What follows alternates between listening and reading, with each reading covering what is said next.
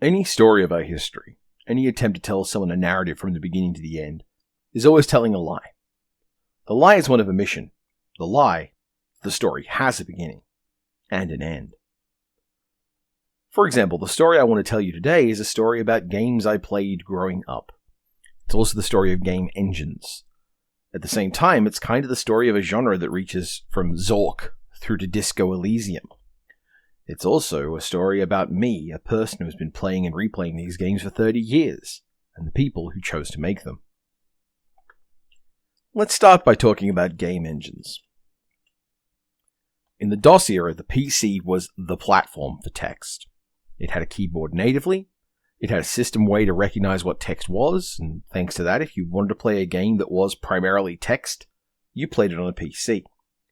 Consoles could make a heroic effort of drop-down menu selection, but the games where you typed in specific commands, chosen scene to scene, moment to moment, that was the domain of the PC. The first great age of the PC text adventure started with the Infocom-based games, usually referenced at first with Zork. Zork and all of its compatriots under Infocom's auspice were made with the ZIL engine, or ZIL. The ZIL engine games included games like Planetfall and Infidel, which I've already spoken about in the past. They did a lot, they could do a lot, once you got past the fact that they couldn't do much, but text responses to text questions was enough. The whole genre was thrown down the stairs collectively by the release of King's Quest I by the, at the time, nascent company Sierra. King's Quest I was released on the AGI engine, which stood for Adventure Game Interpreter. From 1984 to 1989, Sierra established a number of game franchises through the AGI engine, namely King's Quest, Space Quest, Leisure Suit Larry, Police Quest, and some miscellaneous crap like Manhunter. Don't worry about Manhunter.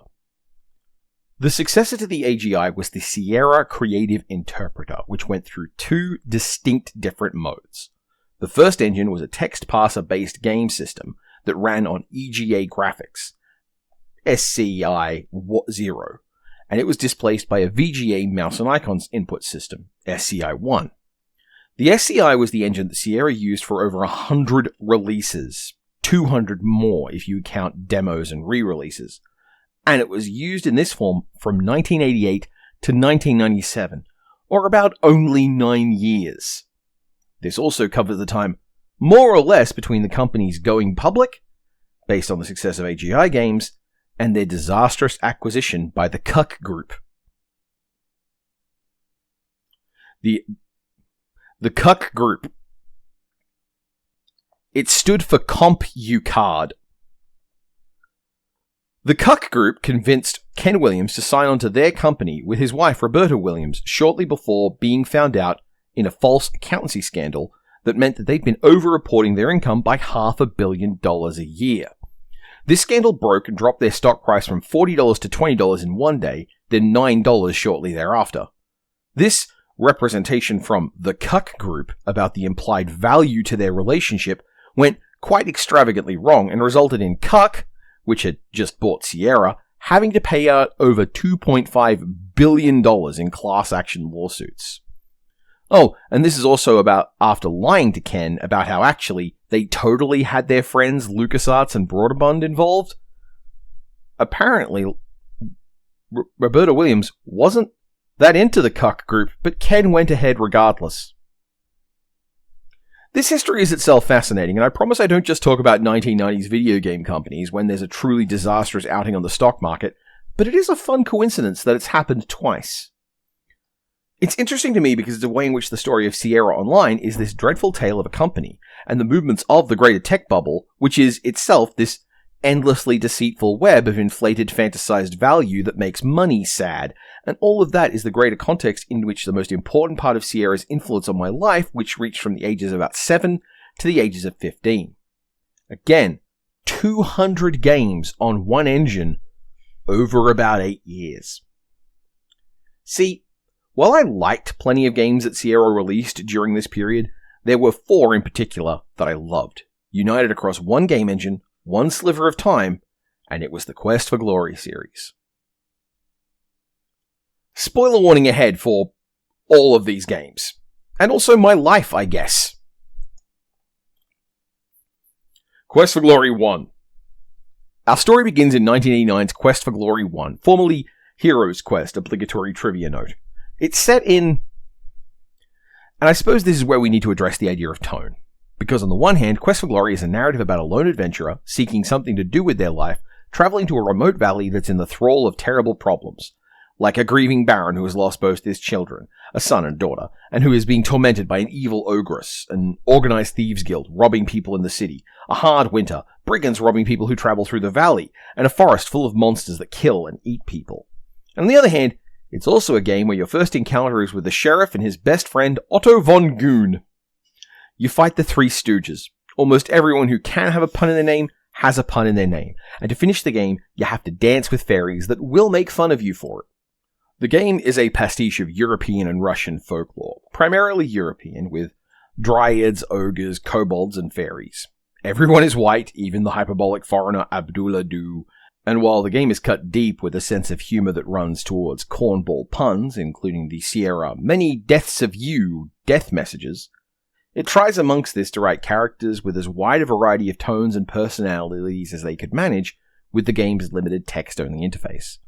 There is a real attempt to make characters varying degrees of sympathetic and dangerous. Some very affable bad people, some very cranky good people, and even ambiguous people. The game has a morality system of sorts that's based on tangible cause and effect. If you break into people's houses and steal from them, they'll be more paranoid. If you kill an optional but very hard opponent, his friends will grieve for him. There is a sense of cause and effect in the world. See, Quest for Glory is a fairly conventional, adventurous D&D style setting story, as run by a dungeon master who can't help but make a joke out of everything, perhaps as a preemptive defense against being too sincere. Which is a pretty reasonable thing, and I think informs the whole vibe of the entire game franchise, where a story ostensibly of serious pieces also wants to take a break to make sure you're very aware the person running the game has watched Monty Python and the Holy Grail too many times.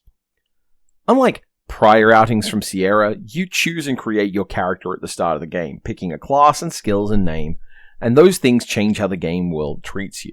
The skill system does something comparatively neat, and honestly best in a computer game instead of a tabletop one, where to improve on any skill that you have points in, you just have to do it, at least until the thing you're doing something you consider trivial. Climb more, you get better at climbing until the thing you're climbing isn't difficult. Throw more rocks, you get better at throwing. Fight, you get better at fighting. Amplifying your skills is therefore a task of finding the things that you can do with them that's still a challenge, and this can encourage you to build all sorts of skills over time. Except stealth, it's a bit rubbish in this game. What the game did that very few video games had done up to that point was scale up and express a world. If you started the game anew and went to a new location you hadn't been to before, you could memorize that information and its location, and it wouldn't be the same when you played otherwise. The game had a complex enough world that there was a feeling of a persistent world with things in it that happened regardless of if you were there or not. Other games in the genre let you roam through spaces pretty freely, but few gave you a place with dynamic, changing threats and things to do while you sought the way to finish the game. At least, in the Sierra space. You'd get that kind of thing in RPGs, but often those RPGs would be lacking for the character and set-piece material that makes up this world. There are multiple endings to the game, depending on how thoroughly you pursue all the possible quest threads, and there are multiple routes to get to those endings. Finally, when you've solved the problems in the little valley of Spielberg, you are then whisked away on a carpet and given the option of saving your character, so that that same character can move on to the next game. I think I was 6 when I received this game on 10 5.25-inch floppy disks, and the idea of clearing out 6 megabytes of storage space on my dad's computer so I could play it was just an enormous ask. Instead, I ran the game off the disks, crossing into a new area, being told by the game, insert disk 3, and not having room to save anything on the disks that were full of, the game. I think more than any other video game I'd played to this point, Quest for Glory consumed my imagination with possibility. I know now, looking at the game, how limited it is. The text parser is a bit of a joke, and there are numerous areas created just to make the forest feel a little bit larger than it really is. There are dead ends and ways to lose the game without ever finding out how to win, and the combat system is terrible, where you either completely obliterate your opponents or you're smeared to the floor as a thin paste. Despite all these things though, even now as an adult, I'm still surprised to find or rediscover things the game could still do, or at least were willing to let you try. I remember this game keenly because it gave me a panic attack as a child, in a time in my life where I was an extremely strange little kid in a weird little cult and definitely didn't know what a panic attack was. In the world of Quest for Glory, there's this dead enchantress, Irana, and you learn of her story bit by bit across multiple games.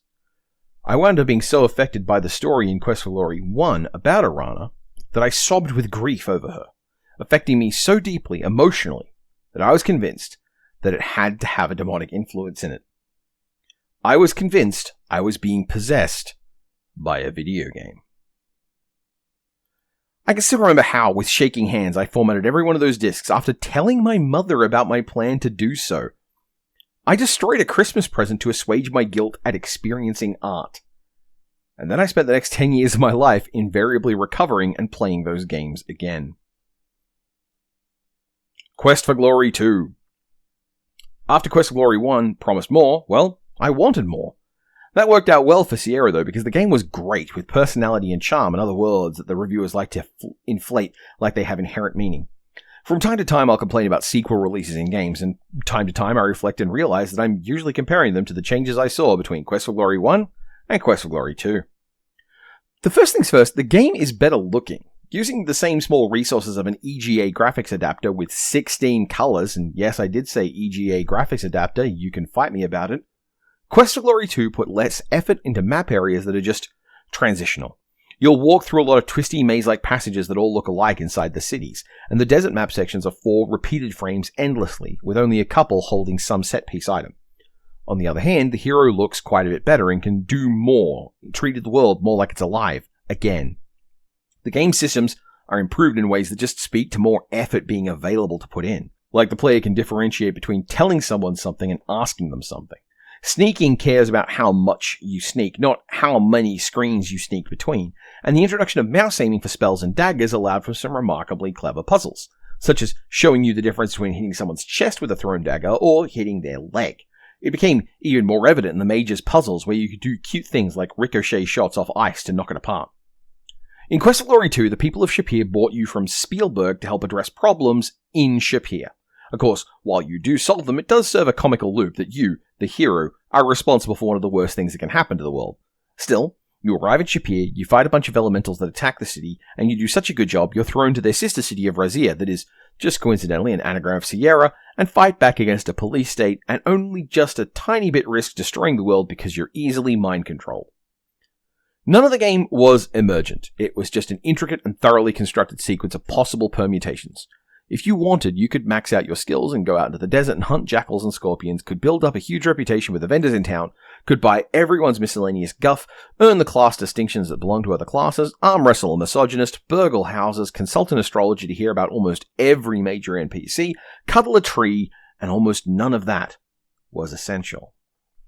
The plot is also a nice progression that most sequels don't do. In Quest for Glory 1, you saved a barony, a village, and a castle. You were dealing with bandits thanks to a capricious and mean-spirited supernatural power, but you didn't confront her yourself. In Quest for Glory 2, you're trying to save a city, and then another city, then the rulers of those cities. In Quest for Glory 1, you're afraid of fighting bandits en masse. In Quest for Glory 2, you crush bandits without even trying. Sure, it's a joke, but it still shows growth. I can remember this game as a sort of unicorn for me. I wasn't a very resourceful child at the time. My chances to obtain software were limited to my interactions with my school friends, who had computers of their own, which was typically a small handful of them, who also had church operating fathers, and my cousin. My cousin was how I obtained Quest for Glory 1. It was a Christmas gift, like I said. That became a smaller session for me. He had the sequel, but not when I visited him. He had a faster turnover of games. He could afford to delete games when he was bored of them, and discs were more valuable than the stuff stored on them. Also, I understand he has a YouTube channel these days. Hello, Gray. I thought that those Homelander GIFs you made on Imager were very impressive, and your DeviantArt photography is really good. Yes, this is the extent of my ability to reach out, and yes, I am deeply emotionally damaged. Did you miss that I was formatting discs earlier in this script because a video game made me feel something, and I thought that that was a sin? What made Quest for Glory 2 most remarkable to me is that I played it after I'd played all the other games, because I got a copy when it was on the bargain pile at the Gamesman, as a rare gift from my dad, purchased for no particular reason and given to me just as an act of kindness. Hard to think about that story any other way, really. But anyway, that meant I hadn't played Quest for Glory 2 until well after I'd played Quest for Glory 3. Here, the engine jumps from SCI 0 to the new and improved 256-color point-and-clicky interface of SCI 1.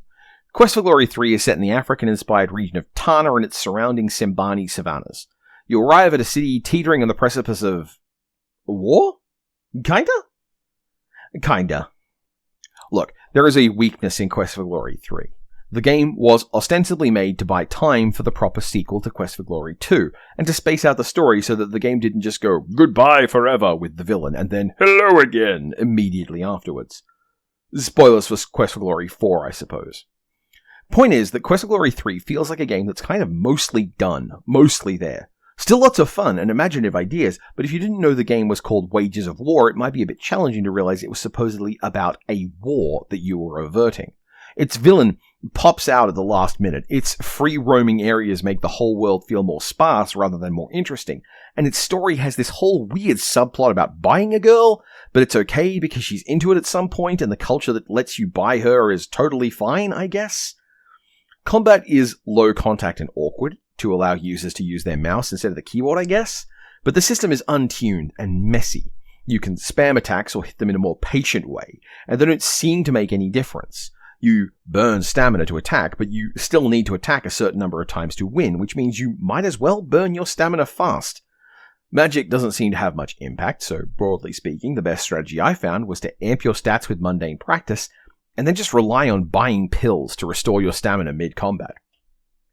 Heroes do drugs, I guess, which is the second connection to Disco Elysium I see here. The music is lovely, the backgrounds are pretty good, and poor Quest for Glory 3. Nobody ever really wanted you. If you played to the end of Quest for Glory 2, you were treated to a stylish little animation at the end of your hero staring out at the wild sands of Razia, where the moon turned red, and you were told that the story was going to continue in dun-dun-dun, Shadows of Darkness. And then it didn't. It continued in Wages of War, which came out of nowhere and expanded the stories of Rakish the Lionor and Uhura the Warrior. Both, by the way, totally worthy characters, well realized, like them a lot. It's not a bad game. It really isn't. It's just lesser. In previous games, you'd often meet a person before they became important. There'd be some greater context to them. You'd meet them, they'd be involved in doing something, and then they'd be involved in the plot that you needed to be involved in too. Also, there were opportunities for the classes to differentiate themselves, while the greatest distinction here in Quest for Glory 3 was the question of Paladin or not Paladin. There's a very clear hierarchy in Quest for Glory 3.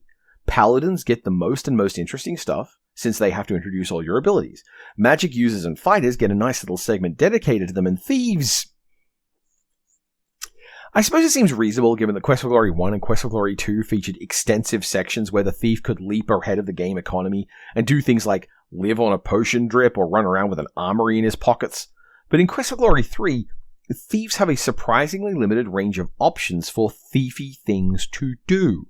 You have access to ropes as a new puzzle avenue, but there are only 2 locations I can remember where being a thief is meaningful compared to being anyone else. You can pickpocket off a drummer and you can commiserate with another thief, but that's pretty much it. Compared to the elaborate fighter paladin path's obstacles, it seems honestly a bit rude.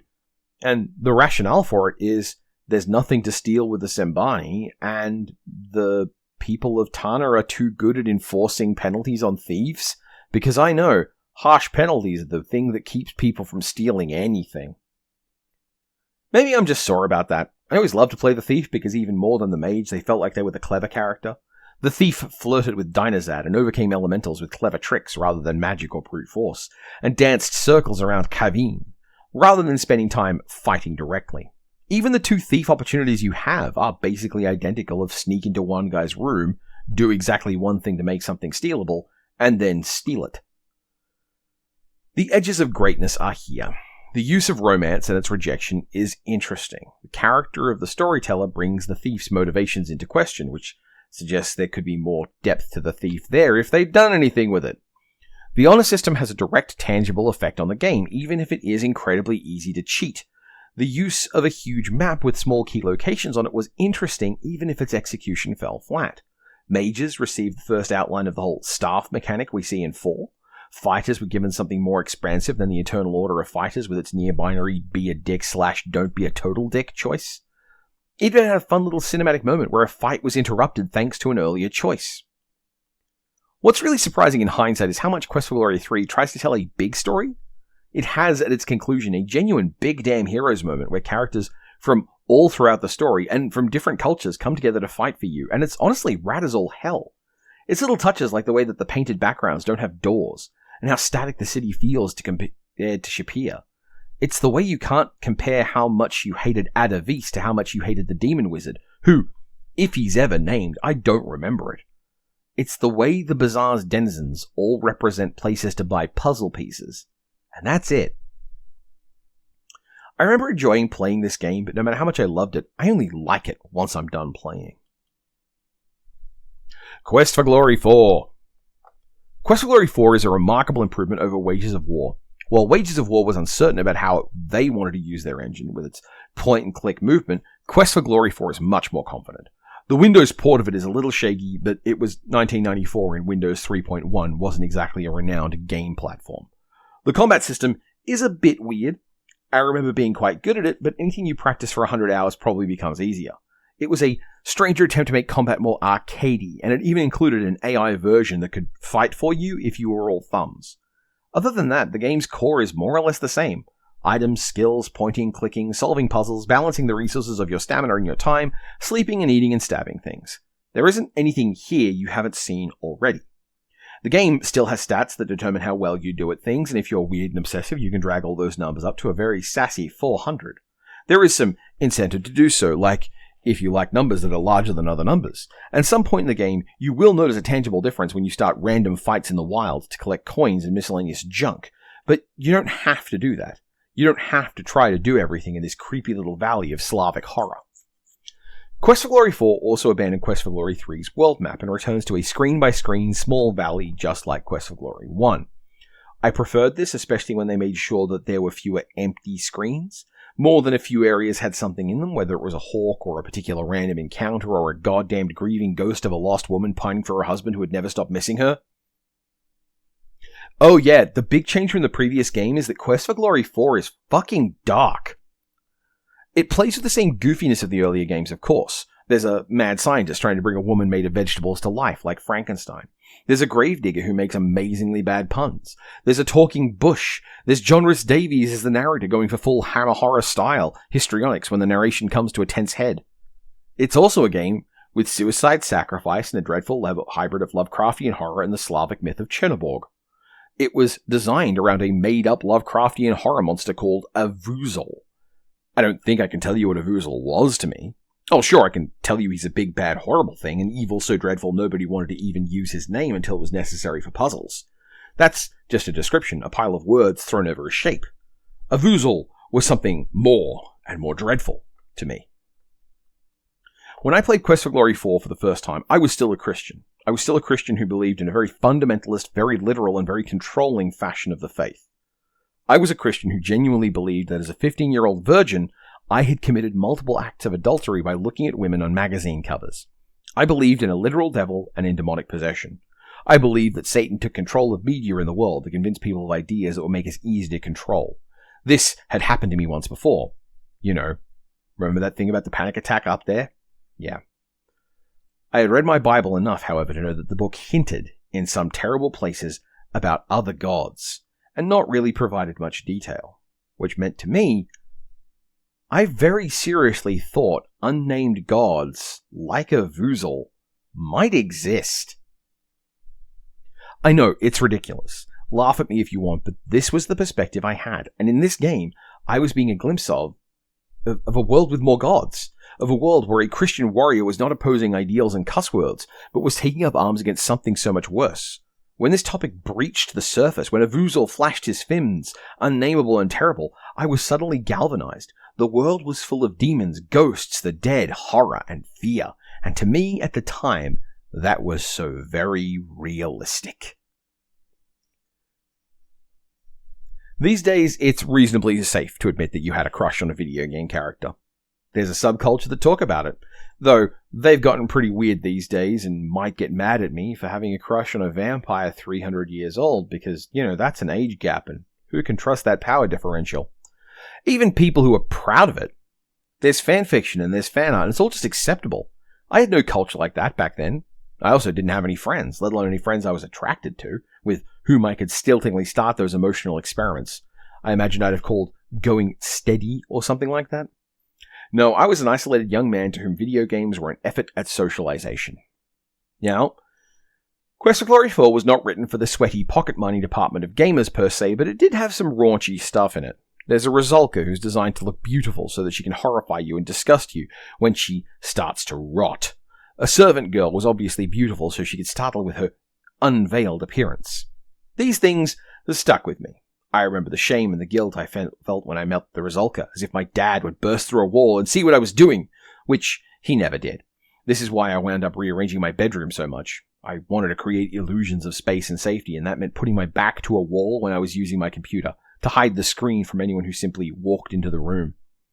That prurience, however, underpinned another element of my experience with the game, though. Katrina. Katrina is a character who guides you out of the swamp, teaches you spells, expresses concern for your well-being, listens to you, flirts with you a little, and is gone, poof! Oh, so regularly. Remember, this is pre-game FAQs and such. If Katrina showed up at some point in the game thanks to a trigger, I didn't know what that trigger was. I only knew she was there and wanted to talk to her, and I loved hearing from her. I kept thinking that I would eventually learn more about her, that she would stop evading questions and talking about who she was, about what she wanted. I had theories that there was going to be a 2-player version of the game, or that I would be wandering around with an adventuring cohort, that maybe the game would be the one where I started building a party and we would move on together. Anyway, instead, Katrina is the evil vampire lord that rules the valley. It's not subtle. You probably worked it out the first time you spoke to her in the middle of the swamp by the big deadly monster cave face with Jennifer Hale's voice. Now me, being an idiot, I was crushed. She was the one who oversaw Adavisa's behavior in Shapir. She was the one who stole a child for her own selfish want for family. She was the darkness that claimed the sky of Mordavia. As quickly as I realized I had a crush on Katrina, I realized I couldn't do anything about her. Evil walked the land and it had my heart in its fist. What followed then, in the game, mind you, was a story about a hero saving a town and thanks to that, the world. It was a greater scale than some previous games, yes, but only because the threat to this town was something that would also completely consume and ruin the world if left to. Recurring throughout the story, though, was the strange theme of sacrifice. Strange because to me, the meme was that sacrifice was our thing. It's what we, Christians and Christians alone, did. Greater love hath no man than this, we were told. Then I watched as an old man died to give his wife peace. I watched as a monster surrendered its life to save a child. I watched the worst person in the world give her life to save mine. I think this was a game that introduced into my mind a level of complexity that nothing else I was able to experience at the time did. With Katrina's bubbling sexuality, with the sadness of the ghosts Nikolai and Anna, with the story about suicide and death and vengeance from beyond the grave, and the repeated theme of people giving up their lives for others, I was horrified to think at the time that this game, this marvelous, wonderful, intense game, could be the work of Satan? It could not possibly be. It could not be that this game that tried to say that a monster was a moral person underneath that, and that morality meant that they were capable of making moral choices that were necessary to be a monster in the first place, that you could leave behind something that you would never enjoy if it benefited others, that these ideas could be the result of sin and manipulation. No, this was a noble game. This was a game that told a story about an evil thing that couldn't exist, and a dark, horrible place full of fear that showed the world the way I thought the world actually was, and how in that place people found peace. Some people fought for it. Some people killed for it. Some people died for it. Some people died for other people's. Arana gave her life for the world. Toby gave his life for Tanya. Katrina gave her life for me. I remember shutting the game down that first time. I remember walking away, going down to our back garden, down by the little brickwork barbecue, and the piles of red leaves and flowers, and finding a place where I knew my parents wouldn't look for me, I remember sitting with my arms holding my legs and my head on my knees, and crying. I remember crying for Katrina. I remember crying for that act. She was bad. She was a vampire. She wanted to take over the world. She had lied to me. She had manipulated me. She had used the fact that I thought that she was beautiful against me. And my heart ached, knowing that in that time and place, with that one moment, she still gave up her life for me. It's such juvenile, mawkish bullshit now. If you look back at it and read it now, it even tells you realize that she loved you. It's not subtle writing. It's not good writing. You finish this scene by telling a dirty joke and then immediately chatting up another woman. I'm sure that I can take this game to a dozen people I know and respect, and they will tell me why it is god-awful. And it can't change the fact that this game broke my heart and then broke me. Man, being a teenager is hard. Be nice to them. It can't have gotten easier. The Lumps of Coal. Shadows of Darkness is to my mind the last Quest for Glory game. By the time the 5th game, Dragonfire, came out, my world and outlook had changed and I simply did not know the game existed. Plus, going back and trying to play it, it controls like ass and looks like bums. And for some reason I guess I just see a 256 color pixel art display is superior to any 3D engine. Something I love about the Quest for Glory games, though, and something that I find that even modern games with similar directors can struggle with, is having a consistent voice and worldview. The Quest for Glory world is one where an individual can do good by doing the right thing, where small acts of kindness are worth doing, and cynicism doesn't reward anything. It's strange to consider, but these games are an example of auteur media of the time. Oh, sure, they were produced by a major company, but that major company was itself like 20 people, and it was when they were properly corporate that everything slithered down the tubes fast. Sierra was a corporation egg, cracked and scrambled all at once, but the making of Quest for Glory was a task that seemed to be left to the wife-husband pair, or husband-wife pair, I guess, of Laurie Ann and Corey Cole. This is a game franchise that crackles with a specific perspective, a singular, particular way of telling jokes and telling stories.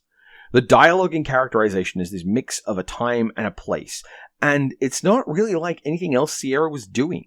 It's their work, informed by how they wanted to make the games. Imprinted on me as a child, and structuring a lot of how I tell jokes and the kinds of things I think are funny. And they were the kinds of people who were like I said, dungeon masters who wanted to tell a serious story, but could never resist telling a joke along the way, at every single opportunity. But don't worry, the Coles did keep making games.